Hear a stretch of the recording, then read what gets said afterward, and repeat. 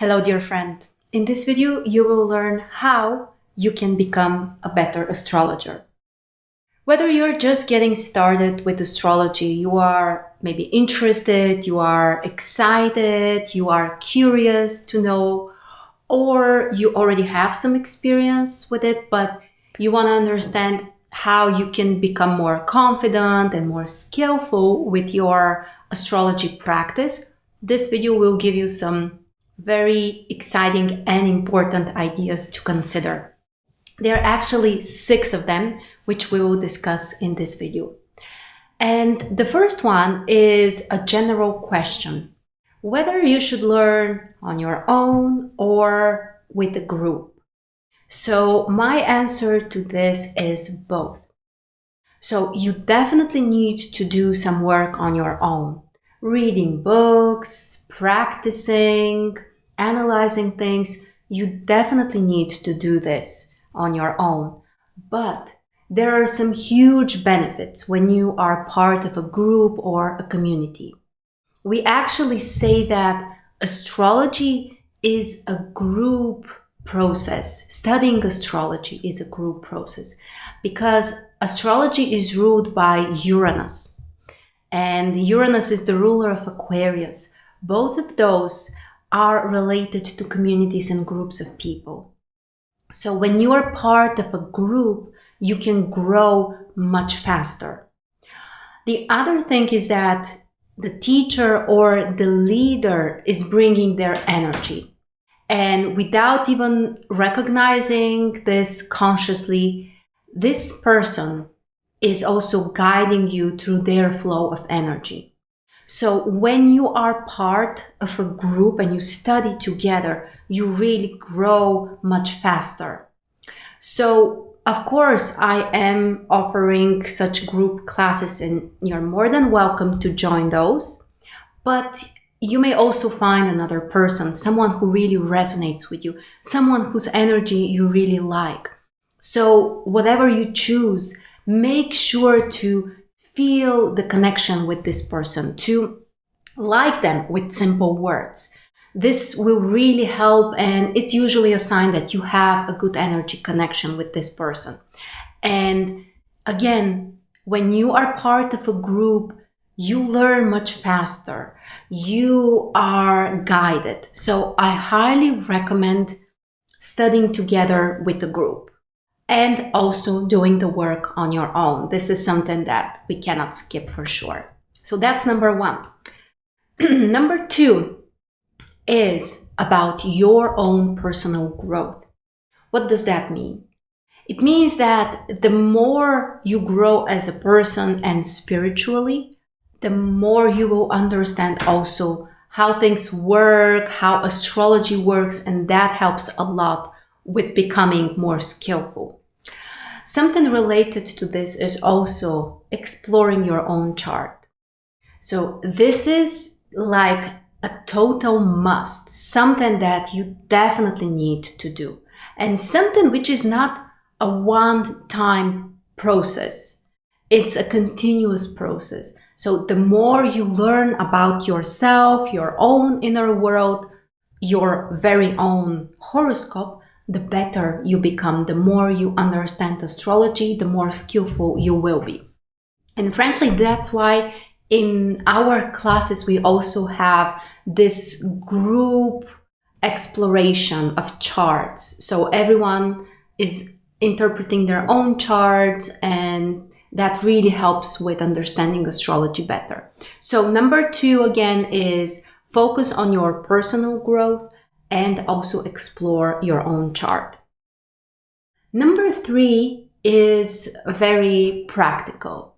It's about choosing a concrete system to follow, especially if you are a beginner or even if you're kind of like on a middle level. There's nothing wrong. We all start there. But if that's you, I would recommend you to pick a concrete astrology system and follow that. If you are a little bit like a butterfly, so trying a little bit of that, then a little bit of Western astrology, then some Sidereal, then Vedic, then whatever, it will become a mess. So you won't be able to put all of this together. Those are different knowledges. I'm not saying that only one of them is right and you should stick to it.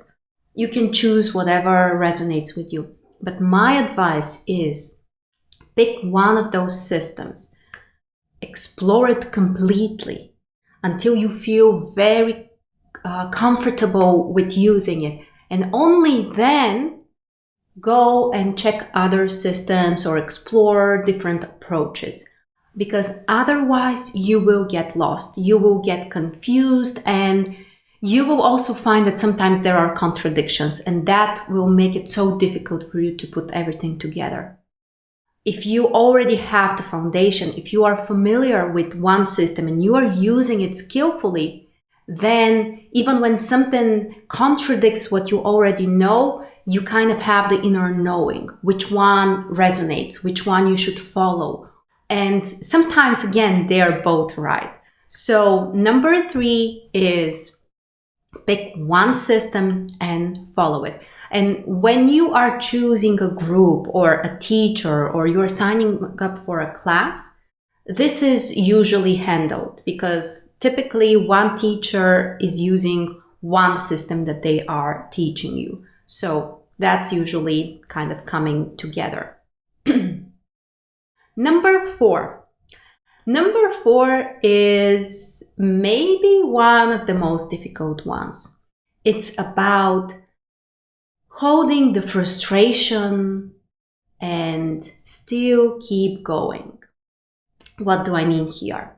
So when you are starting something new, usually, especially if you are a more passionate nature and you are all into whatever you are excited about, you might have the expectations that it should work really fast or that you should be able to use it really fast. And you might even comparing yourself to other people or even professional astrologers. And this is kind of a tricky situation because astrology is something very deep.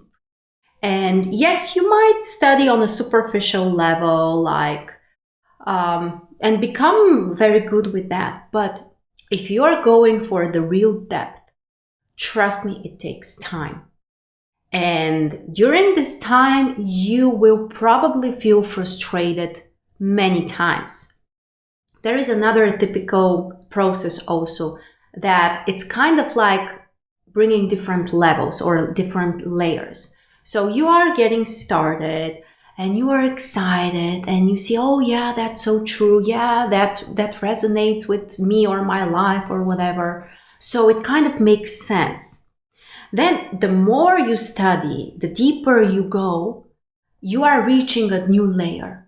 And then it feels again confusing or you are very uncomfortable or it doesn't make sense. That's very normal and you have to keep going. You need to be able to hold this frustration within yourself and keep doing the work and the practice. If you have really high expectations of yourself that, oh, I should be able to learn this over 3 months, or, oh, it should click immediately for me, this will be very disappointing because that's not the deep astrology we are talking about. Deep astrology is like almost a lifetime exploration. And you need to learn to be comfortable with frustration or situations when you are making a mistake. This is also very important, to learn to tolerate your own mistakes. And again, keep going, because this is part of the process. And the more you are doing this, of course, the better you will be, which is also another way of saying that you should be very patient and you should keep practicing. Without this, it won't work. Next, we are moving to advice number 5.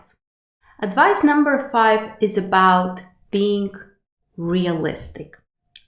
What do I mean here? So we have a few variations. Some people tend to be very negative or they tend to go into fear.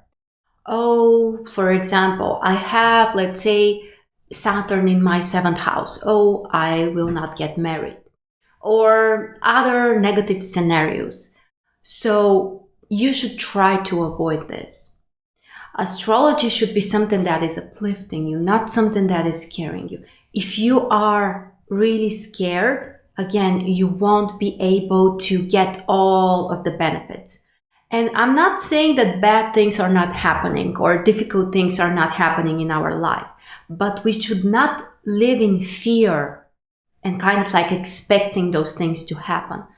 One of the huge benefits of astrology is that you can explore those difficulties or challenges or even scary things, and you may find constructive ways to work with this energy. So, of course, this is a huge topic. This is not for a video or even a webinar. It's like for a whole training. But just know that this is very important to avoid fear and to know that things are not like predetermined. You are not meant to suffer or whatever. We do have our personal will, and most importantly, we can learn how to process the energies in a more constructive and healthier way. So avoiding negativity is one of the polarities. The other one is also don't sugarcoat things, especially if you are doing interpretations for other people. This is also usually a challenge because, of course, everyone that's coming for a reading, it's very human that they want to learn something nice. They want to learn that everything will be great with their life and all of those things. So we need to respect that. It's very normal. It's totally human. But we should not sugarcoat things or lie to people. So if something doesn't click to you, you should not say this to the person just because you know they want to hear it. That's one of the big challenges, and usually that comes later when you are trying to do readings for other people. But at the beginning, you might want to practice this with yourself. So, of course, it's very normal that you always expect that Jupiter will bring you like the huge benefits and it will all be amazing. But try to keep your realism. This is very, very helpful, and this can make you really a great astrologer. And number six is about studying other things besides astrology. Specifically, I'm talking about psychology, mythology, esoteric, and other spiritual knowledges. It could be yoga, Ayurveda, and luckily nowadays we have more and more options to explore, even, in the Western world. So this is extremely helpful. In terms of psychology, my personal choice is the Jungian psychology. It is it's close to astrology, really. It resonates very well with astrology. Jung himself has been practicing astrology. Not very officially, but he has studied and practiced that. So this really helps with understanding how the human psyche works. And you may explore, of course, other theories as well. Some of them you may like, some of them may resonate with you, others not that much, that's fine. But even those that you don't really like can still give you kind of like an understanding or may deepen your knowledge. So I highly recommend you studying psychology and mythology. Mythology is very helpful to understand those archetypes, those figures that symbolically are still within us. The archetype of the mother, the lover. So mythology is, again, like a whole other world to explore. But this can help you a lot with becoming better with astrology and understanding how to apply it in your daily life. So those are my 6 tips about how you can become a better astrologer. Of course, if you want to study with us, We have different options. We have a membership community, but we also have live classes, which we are calling Astrology Physiology of the Soul. And during those classes, we are exploring the charts of the students, of course, those who want to participate. Nothing is obligatory. So we have lots of practice. You will learn about your own chart. Plus, also, we will put the foundation of everything you need to know, like a whole complete system to use. There are some mythology and psychology things we are discussing. So this is really another world that you are getting to know, and it's an amazing journey. So if you are interested, please check the links below and let me know if you have any questions in the comments. Thank you so much for joining me, and I will see you next time.